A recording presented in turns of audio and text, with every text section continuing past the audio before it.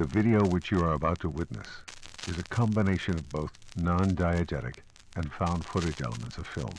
Non-diegetic shots can be identified by artifacts present in their filming medium. However, it is ultimately up to the audience to find them. Regardless, the contents of these tapes, film reels, and recordings will, in sum, output a reaction of disgust, distress, and fright. In this life, there are events so heartbreaking that one could be driven to madness. At the end of this video, you may find yourself staring at your fellow man and wondering how human they might be under the flesh and blood.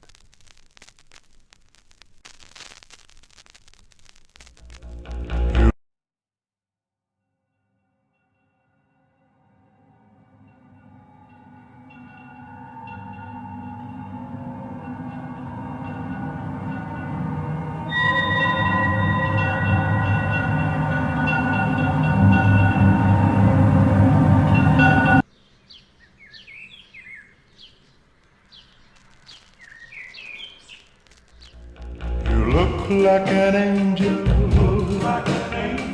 walk like an angel, talk like an angel, but I got wise. You're the devil in disguise, oh yes you are, devil in disguise. Heaven knows how you lied to me, you're not the way you seem.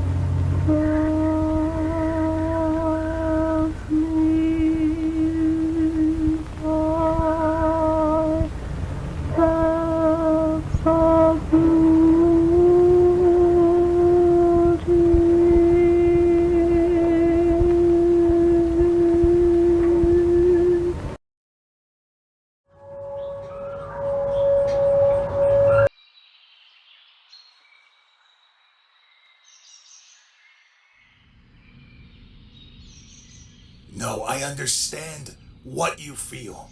I just think you should slow down. Price is fine. Jake, with your mother sick and all, I just can't see this going well. She doesn't care for him. You know that. Me, I don't have an opinion, Jake. Well, I just want you to focus on your masters, okay? That's all. You watch your goddamn mouth. God did not take away my vision for you to be with another. Go, then. Abandon us, abandon her, and whatever you worked for. I hope you know she never wanted you.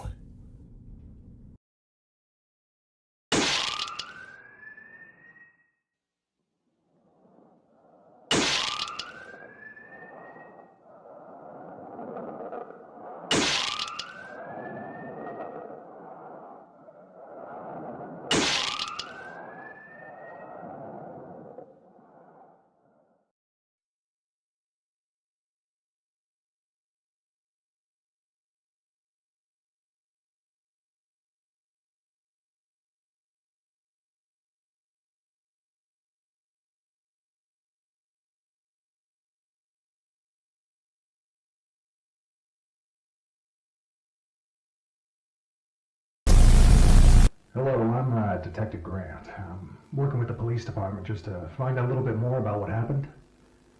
Can I get your name? This is 36-year-old Jake Norman. On the night of December the 19th, 1990, at approximately 11:37 p.m., he bludgeoned the then 31-year-old Samantha Bellinger Morrigan into an unconscious state, who at the time of interrogation remained in critical condition. Jake. Norman. Great, Jake. How are you today? Well, I've just come to ask you a few questions, clear some things up, and get you out in a few. How's that sound? The detective knows the circumstances of the crime. He's already aware of the suspect's name, and does not care about the suspect's current emotional status, yet acts friendly towards Norman, in order to establish a rapport with the suspect, increasing the chances that they may open up, possibly exposing damning information related to the crime. How did you meet Mrs. Morgan? I met Samantha in college. We were in the same biochem class. Honestly, we were pretty close friends. I don't think I trusted anyone more at the time. Still don't, if I'm honest. You ever pursued her?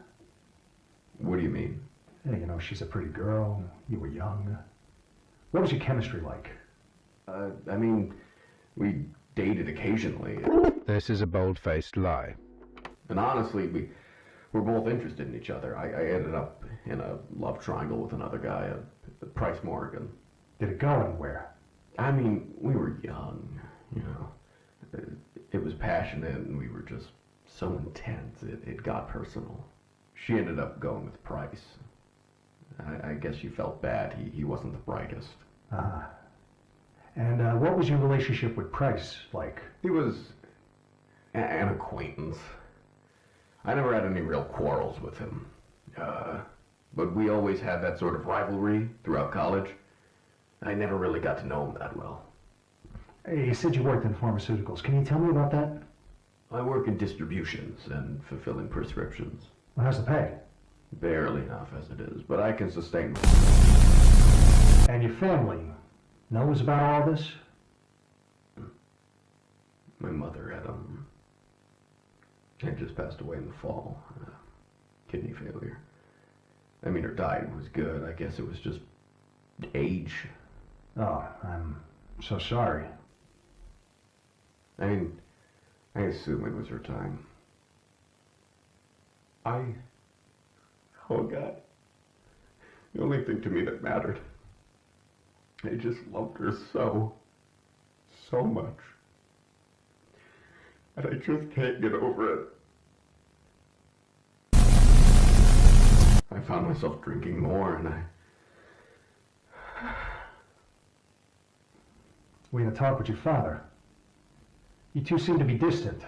Checked your medical records, and Jake, you've had ADLH2 deficiency since high school. Yeah. Norman pled guilty to all charges, receiving 11 months in the Nanaimo Correctional Center with 5 years probation.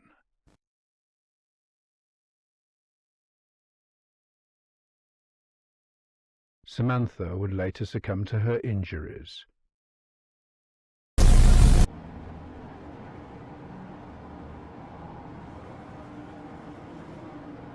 On the charge of voluntary manslaughter, we, the jury, find Jake Norman guilty.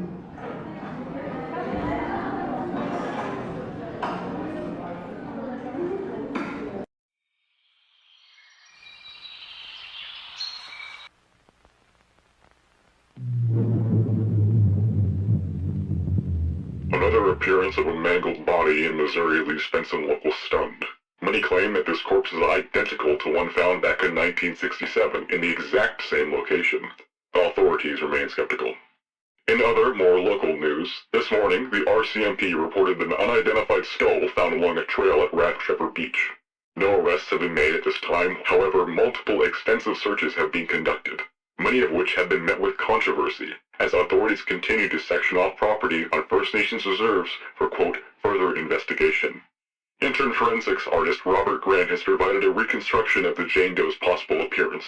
If you recognize the face on your television screen, Please contact the local authorities immediately via the non-emergency line. This photo has also been distributed via a magazine to hopefully reach a wider demographic. 2 hours after the discovery of the skull, a body was found with a gunshot wound to the head in the house located in the News Bay. Forensics report that the body had been discovered a week after death. The victim has been identified as Henri Norman. Investigators report that various neighbors claim hearing a crack at the alleged night of the shooting, but assumed nothing of it.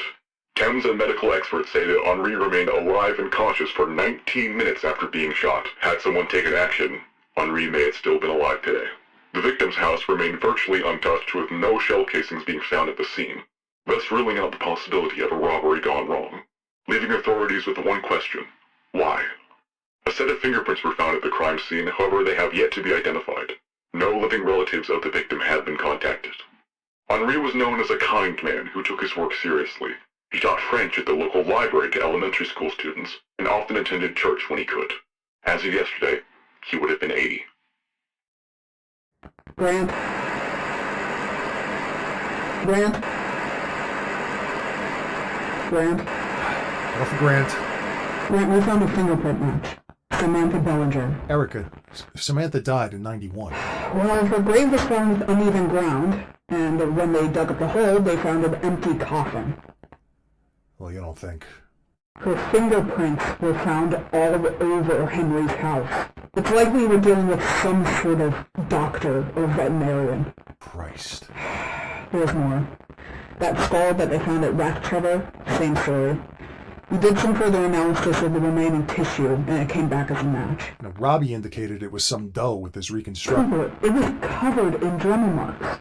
Okay, so we're dealing with some sort of collector, so what? You're not listening. Whoever this guy is, he's throwing us off. He's creating victims that don't exist.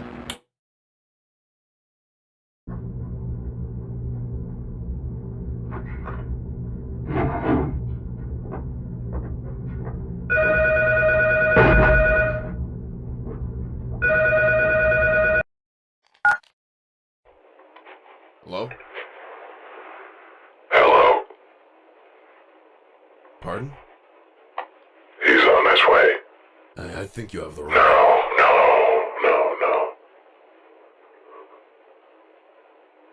He's coming to the house. What? 3 kilometers away. What? Who is this? Do you remember? Samantha, Jake. Check upstairs.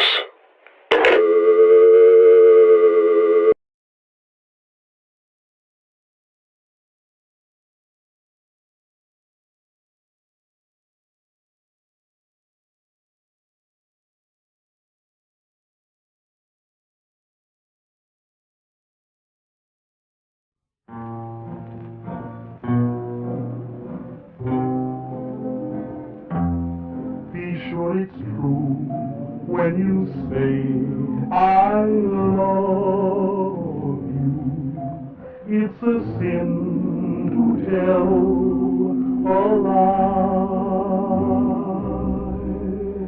Millions of hearts have been broken just because these words were spoken. I love you, yes I do, I love you. If you break my heart, I'll die. So be sure it's true when you say I love you. It's a sin to tell a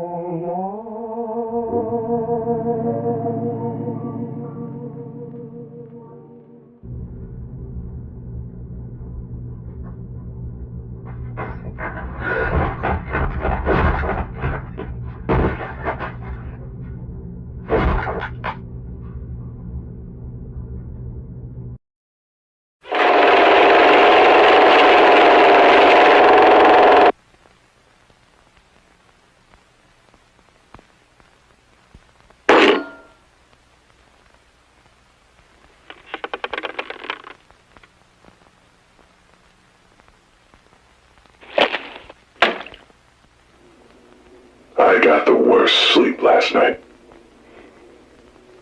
But it wasn't much better for you, was it? Why wouldn't you say anything? Why wouldn't you do anything? You inflicted a great deal of pain on me these past 9 years. A pain where the pressure is placed on your ribs as your knuckles turn white and you peel the skin off your top lip. Where all you can do is sit there and stare at the thing you devote your life to. The thing you hate the most writhes and molds before you until all you can let out is a dry, passionless sigh. You pushed her away. She understood your voice with compassion, even if she couldn't decide what the fuck was wrong with you. You were tormented, yet you crawled back to her because that's all you had.